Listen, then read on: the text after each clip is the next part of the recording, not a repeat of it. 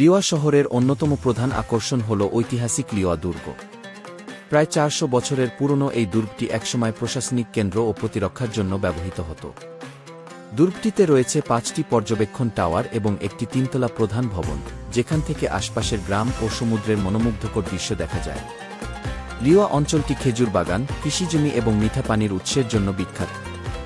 এখানকার উর্বর জমিতে বিভিন্ন ধরনের ফল ও ফসল উৎপাদন করা হয়। এছাড়াও মাছ ধরা এখানকার মানুষের ঐতিহ্যবাহী পেশাগুলোর একটি। প্রকৃতিপ্রেমীদের জন্য লিওয়াতে রয়েছে ঝর্ণা, গুহা এবং বিভিন্ন উপত্যকা। আবু কাহফ পাহাড়ের বিখ্যাত গুহা এবং আইন আল আজম নামের প্রাকৃতিক জলধারা পর্যটকদের কাছে বেশ জনপ্রিয়। লিওয়ার হারমুল গ্রামও বিশেষভাবে পরিচিত। এখানে সমুদ্র উপকূল, ম্যানগ্রোভ বন এবং দেয়াল জুড়ে স্থানীয় শিল্পীদের আঁকা চিত্র দর্শনার্থীদের মুগ্ধ করে। গ্রীষ্মকালে লিওয়ার আবহাওয়া গরম ও আর্দ্র হলেও শীতকালে আবহাওয়া বেশ মনোরম থাকে। অক্টোবর থেকে এপ্রিল পর্যন্ত সময় ভ্রমণের জন্য সবচেয়ে উপযুক্ত বলে ধরা হয়।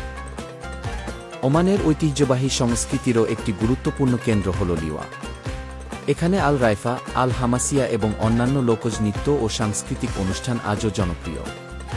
প্রিয় দর্শক, ইতিহাস, প্রকৃতি এবং ঐতিহ্যের এক অনন্য সমন্বয় দেখতে চাইলে ওমানের লিওয়া শহর হতে পারে আপনার পরবর্তী ভ্রমণ গন্তব্য।